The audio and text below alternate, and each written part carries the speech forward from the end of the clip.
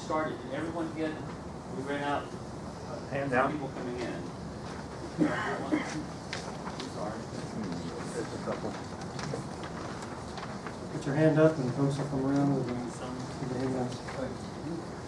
So, Zach, thanks for that intro. There are so many great stories. He mentioned just a couple of them. I'm actually going to expand on one of them later on tonight when we get into the material. Before we start, though, I do want to just recognize a special guest who came. My wife is here, and my two daughters. Charlene is Charlene's an accountant, so she's been saving the world one tax return at a time for the last couple of months. So, what, about 700 tax returns later, or I don't know, so whatever you do, don't ask her about tax. She would love to say hello. Okay, so we're at week 3, and before we jump into the material, I do want to spend a little bit of time reviewing what we've covered so far. So if you have your handout with you, one of the most important things that we said we wanted to accomplish in these 4 weeks or 5 weeks is to really give you all the resolve to understand what really did happen and the fact that America really was founded through biblical principles. We really are fortunate that we have the Christian blueprint for our government. Most nations don't have that. And so we said that the biblical case for liberty is powerful because it respects the right of everyone to choose their own faith. And that's extremely important. The blueprint. We don't have to believe Christianity. Here's the amazing thing about our blueprint. We don't even tell people that you must become a Christian to be an American. Ideally, what we're telling them is, this is the blueprint.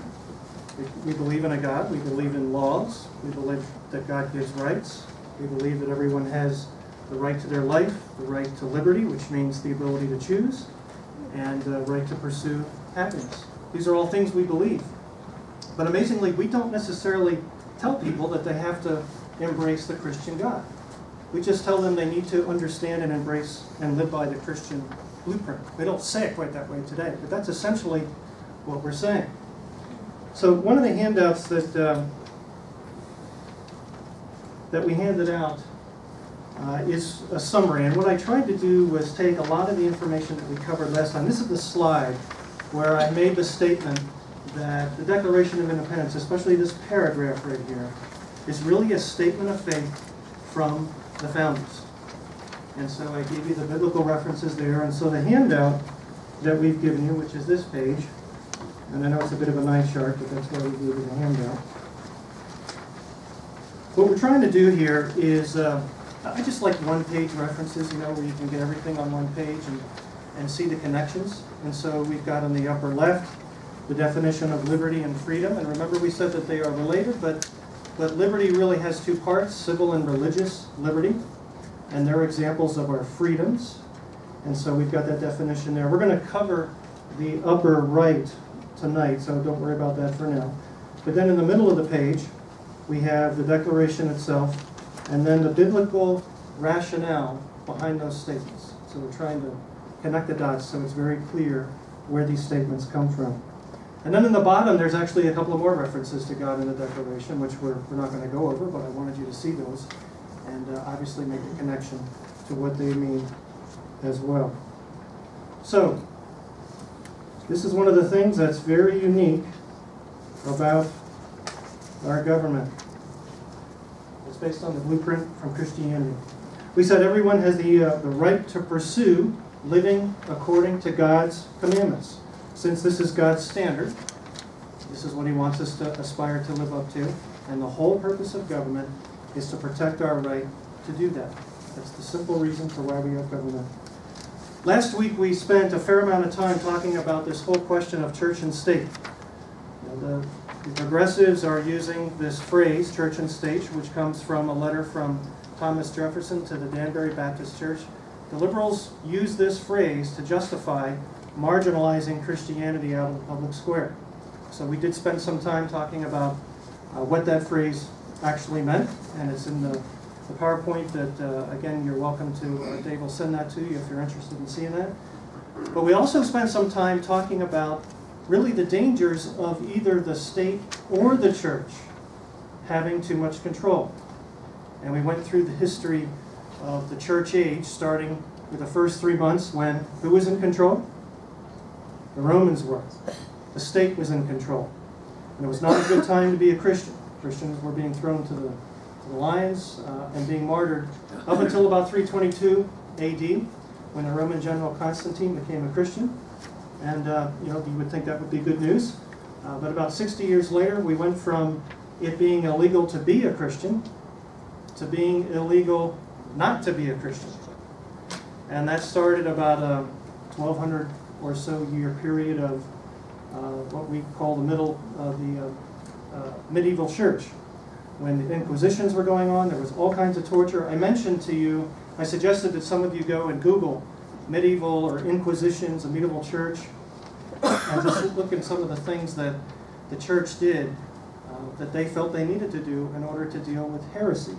And the reason they were doing that was they felt that it was their job to force people to believe stuff. That was their whole motivation for doing that. And so, listen, here's the deal. Over-control from either the church or the state is bad. And you don't want either. So where do we find that line? We find that line asking the simple question: if a law or a policy violates one's liberty of conscience, if a law is being passed or something's being passed that would force someone to believe something they don't believe, that's a point when you throw the flag. And really, there are a lot of things that are just policy discussions that, frankly, a lot of Christians can have a lot of different points of view about. I mentioned at the first session that healthcare. I think most Christians would love to see everyone have healthcare. I think most Christians would prefer to not see anyone go through financial hardship because of a sudden, very serious health issue. I think we all believe that. The only question is, so how do you go about doing that?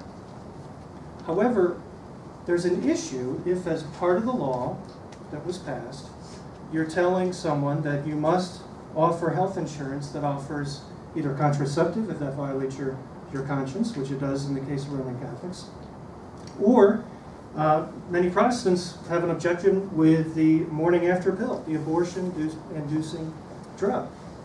And so now you have a problem. These particular aspects of that particular law are examples of where you're violating people's liberty of conscience, and that's a problem. And those particular objections are going through our court system now, and we need to pray that they'll be overturned.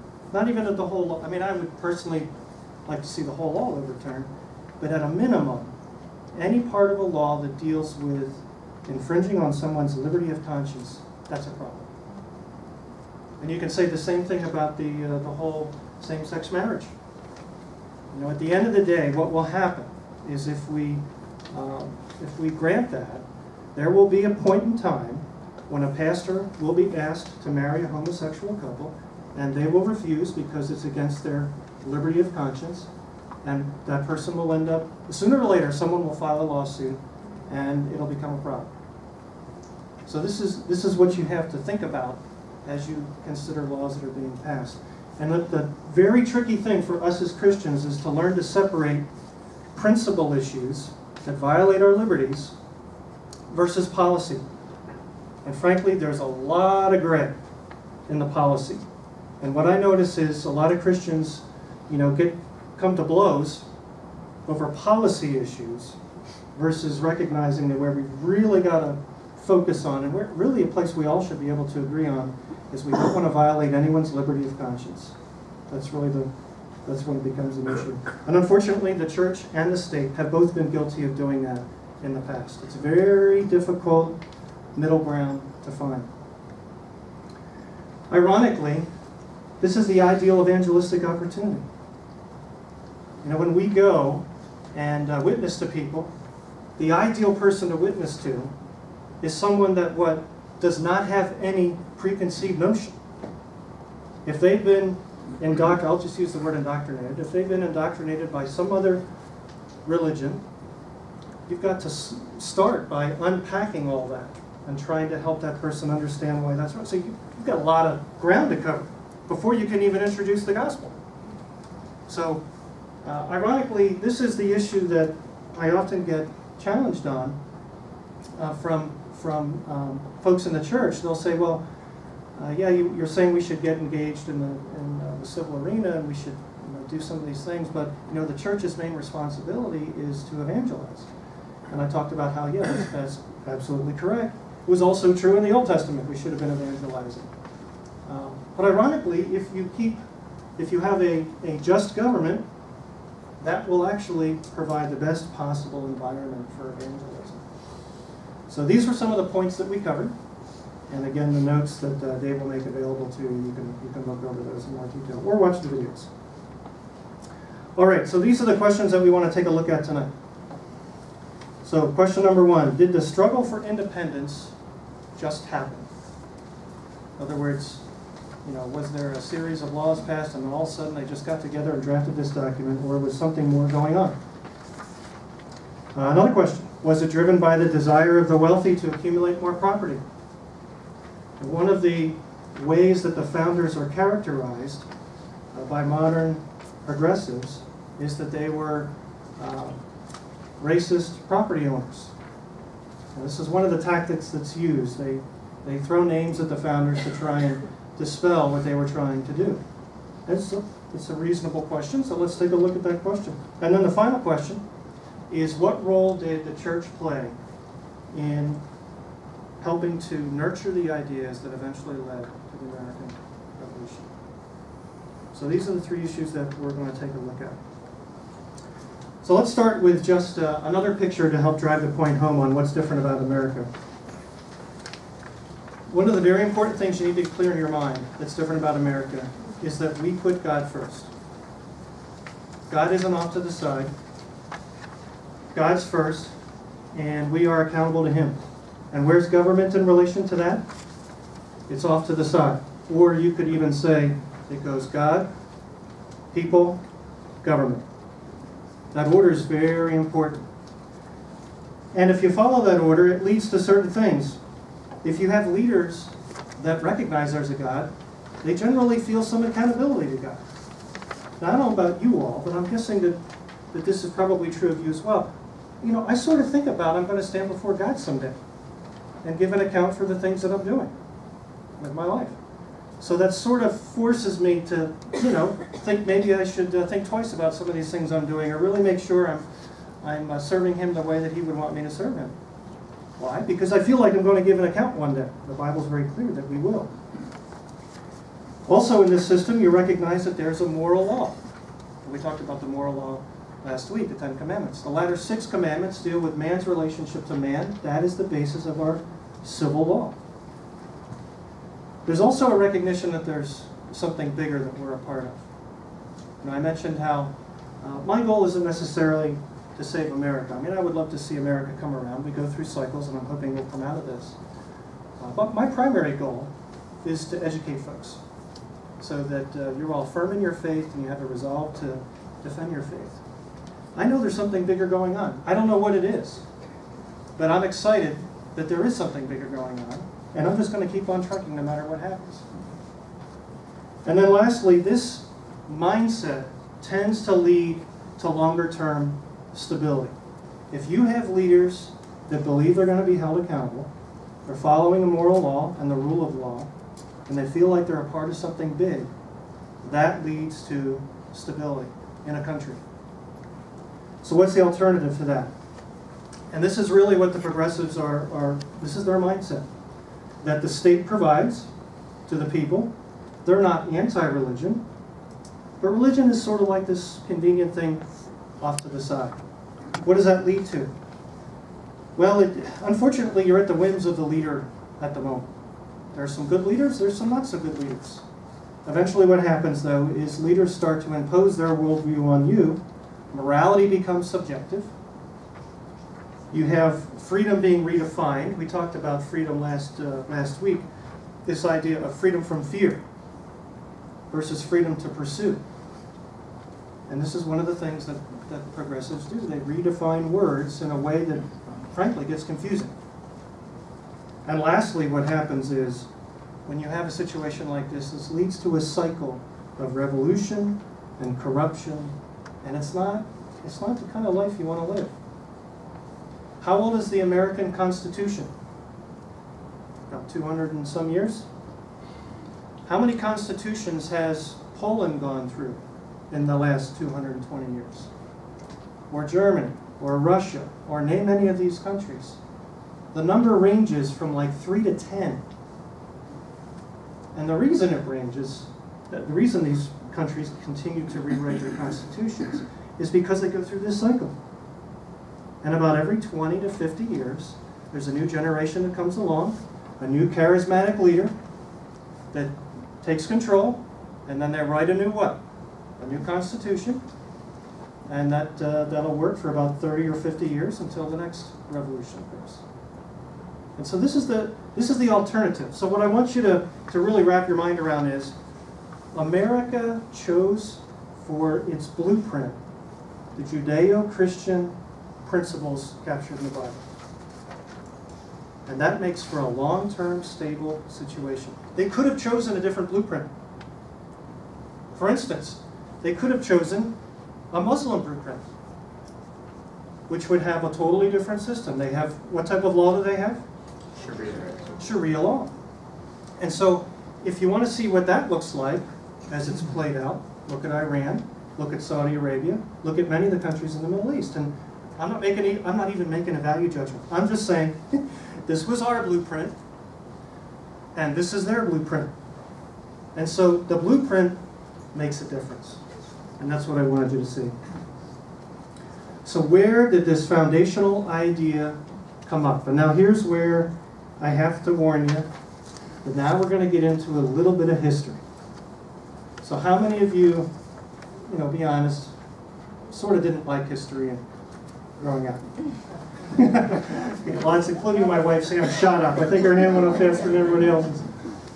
And I think one of the reasons why we didn't like, another reason I didn't like history that much growing up, is they made you memorize all this stuff, right? These dates and times and things like that.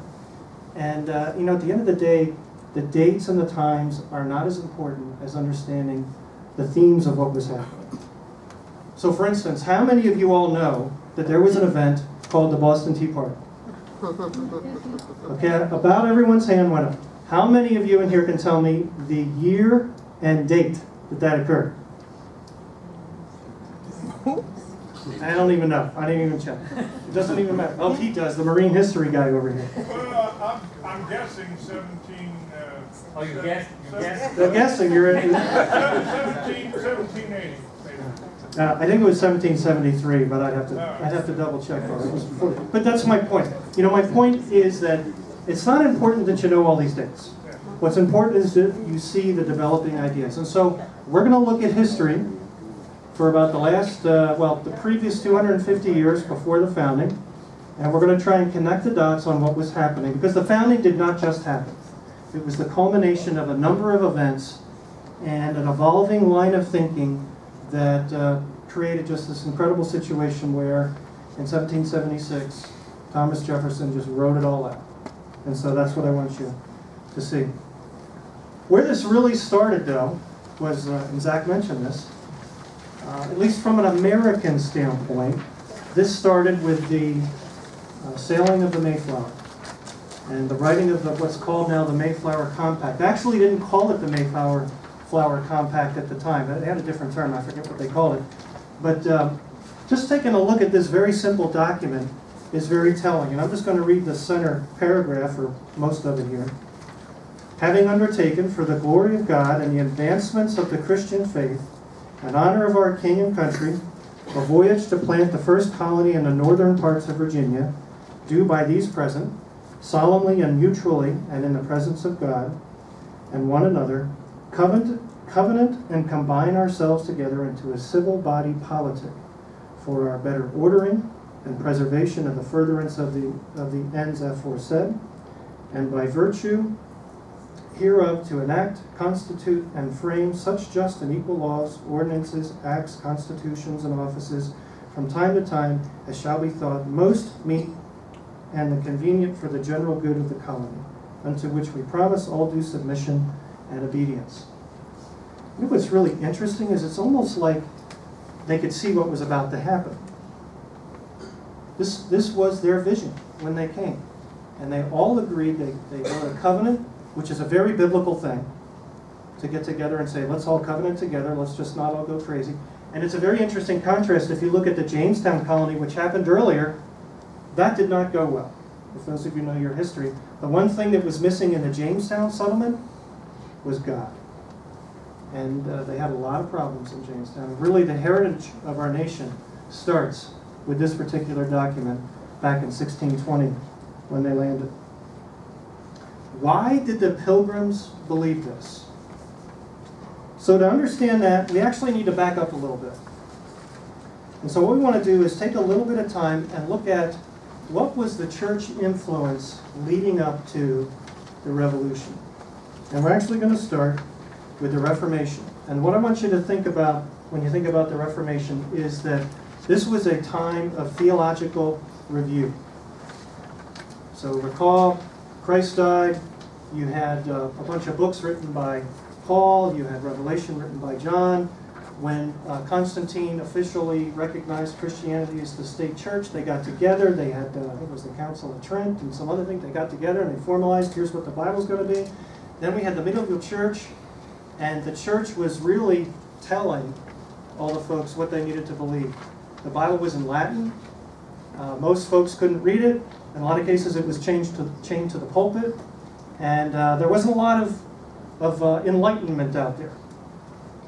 Then we had Martin Luther come along, and he actually had an issue with the practice of indulgences. Anyone know what indulgence is? There's a couple people, your hand shot up. So the practice of indulgences was this idea in the Catholic Church that if you sin, you could make good on your sin by donating a little bit of money to the church. And part of the idea was, you know, they had these monstrous cathedrals that they were either trying to build or keep in good repair. So this became a way to raise money. And they called it the sale of indulgences. And some of the priests were really not happy with this idea. And one of them was Martin Luther.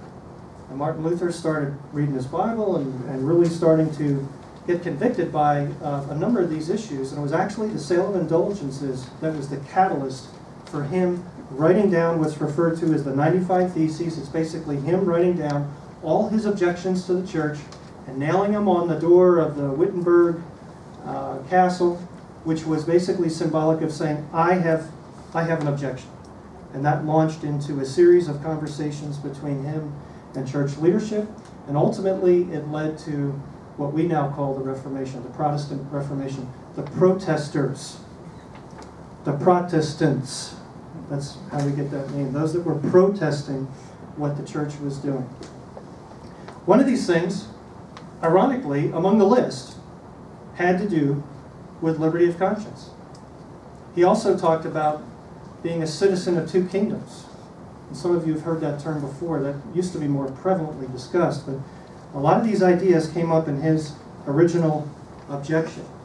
So then what started to happen was people started translating the Bible so other people could read it. And in the 1500s you had about 4 new translations. One of them was the Geneva Bible, which is, a lot of folks have heard of that particular Bible.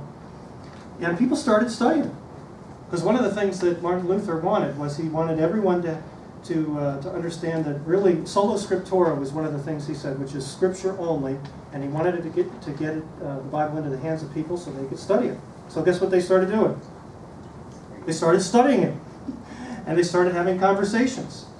And this guy, Philip de Mornay, he was one who started to really frame this idea that if you had a leader, this idea of a divine right of kings, that's what it was referred to. Up until the late 1600s, you had this doctrine called the divine right of kings that assumed that you had God, and then you had a king, and then you had us. And whatever the king decided to do, he was basically representing God, and he was basically, he could do whatever he wanted. And so all these folks are reading their Bible, and they're studying it, and saying, you know, this doesn't seem right, this idea of the divine right of king. And so they started formulating the idea that if a king was imposing laws on the citizenry, that violated God's word, that then became tyrannical, and that they had the opportunity to object to following that law. And so this is where that idea started to germinate. And by the way, there's a bunch of guys. I'm just cherry picking a few guys that really seem, that are most mentioned by the founders, frankly. I'm picking the ones that they most mention. Then there's another guy named Roger Williams. Anyone recognize the name Roger Williams? What state did he found? Close. Well, you're in the right part of the country. He founded Rhode Island. He was a pastor who was pastoring a church in Boston, and he got himself into a little hot water because of some of his beliefs. And what you have to appreciate is these guys fought over beliefs like we fight over football teams. You know, they would argue and debate, and he had a couple of beliefs that the church just didn't agree with, and so he decided to go south and decided to start a church in Rhode Island. And the city that he founded, anyone take a guess what the city? Providence, Rhode Island. And the thing that he did that was very unique was he really believed this idea that the church needs to be completely separate from the state. And so he founded a church, and he founded a local government, and he did his best to keep them completely separate. Now that still meant that the church was raising up leaders to be godly leaders, and that they would then occupy places of responsibility in the government. But see what he was trying to do. He was trying to keep them completely separate so that one wouldn't pollute the other. And this is where you first start to get this idea of a wall of separation between these two, so that neither one is corrupting the other. He was the guy that he's largely recognized by historians as the first, the founding of Providence is the first time that really happened. Even at the founding, you had a lot of states that had state religions, and they were very strong and powerful. And this is one of the reasons why they put in the Bill of Rights, the First Amendment, that they would not establish an official national religion. The states, many of the states still had their own state religion, and that had to get worked out. So I'm just trying to give you a sense of some of the issues that they were dealing with. Okay, the big guy. If you were to name one guy that really influenced the founders, it would be John Locke. John Locke was a Puritan, born into a Puritan family. He was a teacher, a philosopher. He was also pretty connected. And interestingly enough, he found himself at odds with the king in, I think it was about 1685 or so. The English Revolution was, I think, 1688, 1689. And he started to find himself at odds with the king and actually fled. I think he went to Holland or something. Fled for his life. And so, put yourself in his position. You know, you're an influential thinker, you're a theologian. All these guys were theologians, by the way. And we're discussing about salvation, we're discussing about sanctification, and all of a sudden, you know, I'm running for my life. And these guys were thinking about, there's got to be a better way in terms of how we really believe that the civil government and the church government should function. And so John Locke was one of the first guys who really formulated and published a work that's called Two Treatises on Civil Government, I think is the name of it. And in it, he made the biblical case. He argued using Scripture why you should have you should have a church government and a civil government. And he's really the guy that talked about liberty of conscience as a natural right, a right that should be protected by the government. He's also credited with talking a lot about religious tolerance, and also this idea of a social contract. Now, most folks, I think, know what religious tolerance is, but the idea of a social contract is just simply assigning a name to the action of a citizenry electing John to lead you. So what happens when that happens? Well, there's basically a social contract between you all and him that he's not going to abuse his power. So this idea of a social contract, really calling out the responsibilities of the leaders to the citizenry that they're representing. So John Locke really helped put a lot of words around the argument and framed it in a way, and he documented it in this book. He also wrote several apologetics works on the Christian faith. He was really a very influential guy. Then there's this other guy who isn't as well known, but he was really the first New England pastor to really start to talk and articulate what Locke had put together, and his name is John Wise. And these are some of his quotes. "Government must preserve man's rights and liberty, where the constitution of a nation is such that the laws of the land are measures both of the sovereign's commands, the Ten Commandments, and the obedience of the subjects. The prince who strives to subvert the fundamental laws of society is the traitor, not the people." So this is published from a work that he did. And what you see here is now how they're starting to frame the argument in a very clear fashion about moving away from the divine right of kings to two separate governing bodies where the government is protecting the rights of its citizenry. Very important. So, what was the theology being worked out? I mentioned that the two big ones during the Reformation were, of course, how were people saved? How do you get to heaven? In a very crisp fashion. They had a lot of debates over that. As I mentioned, the whole motivator for Luther was this sale of indulgences thing, which is really more of a sanctification issue. You're not supposed to go sin and then pay God and that absolves your sins. It's not the way it's supposed to work. It got to the point where you could go and throw some money in the plate and then go party. Yeah. You could prepay. So, it's unintended consequences, right? But the final thing, and this is what's really relevant, in terms of the Reformation, they were working through the question of how should church and civil government function. That's really what they were working through. And John Locke, as he was fleeing for his life, said, I've got to put some thoughts down here. And that's how we got to where we are today. The central question then would become, what government structure best enables a person to go on their own personal faith journey, unencumbered by the church or the state?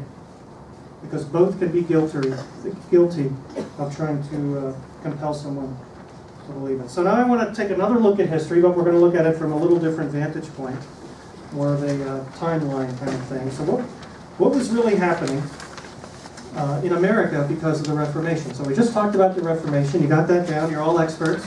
There won't be a test. And you have the answer key, if there is a test. So when you think about the founding in 1620, there was really this period where they got started. They got off on a great foot with the Mayflower Compact. Zach mentioned about the whole situation when they landed. I had a little narrative, but I don't have time to read it. Maybe I'll read it next week. About an Indian named Squanto. Anyone remember Squanto? Okay, a couple of you do. Really an amazing story. This Indian was sold into slavery in like 1607. They took him to England to try and learn more, get more intelligence about how to deal with the Indians in his region. He came back, then he got sold into slavery again, went to Africa, some friars saved him, and then he converted to Christianity. Finally, he got back. He got back just before the Pilgrims arrived to discover that his entire tribe had been wiped out. So here he is. He's been on the run or he's been in slavery since, what's the math there, about 13 years. And he's all disappointed. He's like, what's the point? He goes down to a tribe below them called, I forget the name of the tribe, but Massasoit was the chief of the tribe. And by chance he learns that there are New England settlers a few miles north. He goes up and he ends up helping them. And if it wasn't for him, William Bradford, who was the governor of that colony, who wrote down what was going on, this is where we get this information. He wrote down and said, basically if it wasn't for him, we all would have died. So this guy's like a modern day Joseph. And so it's just all these little pieces. And you mentioned a couple other examples of God intervened to allow the American colony to get started. So anyway, this was the founding period. And this was really the period where the settlers were framing a vision for what America could become. Really what they were looking at is they looked at Old Testament Israel, they understood what God, the boundaries that God had given them, and they said, we're going to try and live by those boundaries, sort of patterned after Israel.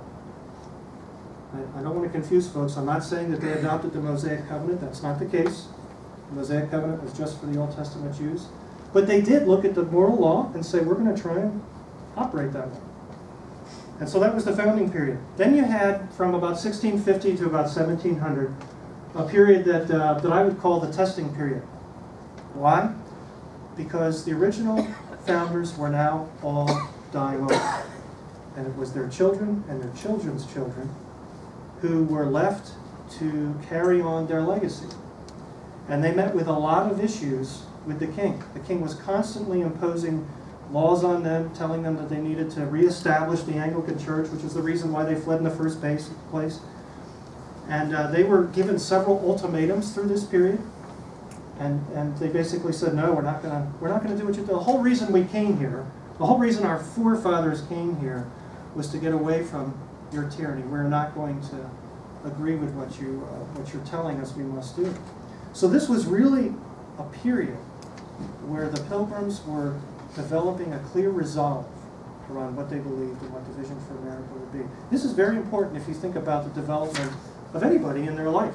At some point in time, you need to get to the point where you figure out what you believe. And you need to be ready to stand for it. And this is what was happening during this period. Then you get to a period that I would call the preparation period. And this is when we had revival. What was it called? Anyone remember? The Great Awakening. Most folks remember the term, but they don't remember, when it was. Until I got back into this a few years ago, I didn't. There's actually 2 Great Awakenings that they talk about. This is the first one. And so really, this would be a period where pastors were preaching the gospel, and you had a tremendous amount of revival. It was a very interesting period. This is when people like Jonathan Edwards, most people have heard of him, or George Whitefield, an amazing evangelist who went out to coal miners. He went to anyone and preached. He had this incredible gift for speaking. He was a close friend of Ben Franklin, and at one of his outdoor impromptu crusades, Franklin paced off the total distance of how far he could walk around and still hear Whitefield preaching. And he estimated that over 20,000 people, the size was big enough that over 20,000 people could hear his preaching. And so, amazing evangelists during this period that were preaching the gospel. And really preparing, at the end of the day, they were preparing the heart of America for the revolution. Now, who is growing up during this period? The founders. The founders were growing up during this incredible period of revival. And that was a big deal. Then you had a couple of important developments in the political scene. How many of you remember the French and Indian Wars? This is the period from 1754 to 1763. This is that period when Washington had like 2 horses shot out from under him that you were referring to as the Battle of Pittsburgh.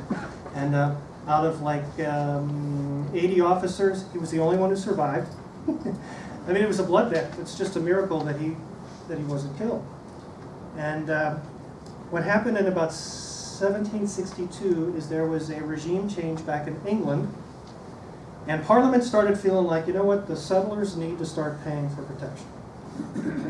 Fighting wars is expensive, and we just got done protecting you for the last 13 years. We need some money. This led to a series of legislative actions, and I list them at the bottom. I'm not going to go through them, but they're on your handout. You can just scan through there and see that these are just a number of attempts by the English crown to get money to pay for the French and Indian Wars. That's what was happening. Later in the 1760s, you have even more legislation written with very little to no representation at all, and that's where we get this. We say taxation without representation, but it was really more of just passing laws without representation. And then in the 1770s, you started to get into British seizure of property and destruction of property, and things just continued to get worse. Despite about 10 years of trying to resolve what was going on, the colonists eventually came to the conclusion that this was never going to change. And this is important, because this is something else that sometimes the progressives will say. This wasn't the battle that we won. We tried desperately to avoid it for over a decade, trying to resolve things with England. And it finally got to the point where things escalated, the Battle of Lexington and Concord, and then we had a war on our hands that frankly we didn't want, but that America was prepared to fight. And the reason they were prepared was because of the pastors. It was the pastors who framed the vision. It was the pastors who inspired their congregations to live out what they believed. Zach mentioned that. Several pastors actually led regiments in the battle. And it was the pastors who led the revival that would prepare the heart of America for independence. Put simply, if it was not for the pastors, the revolution would never have happened. Absolutely would not have happened if it wasn't for the pastors. And I can see we're a little bit short on time, so I think I want to end it there. Okay. And we'll pick it up next week. Okay. I want to build on one comment that both Zach and Mark made, and that was around Washington and being shot. There's another side story to that if you read the book by David Manuel, The Light and the Glory, that in 1770, George Washington and a friend of his were exploring the Great Northwest, which at that point in time was western Pennsylvania and the eastern Ohio area. That was the Great Northwest at that point in time.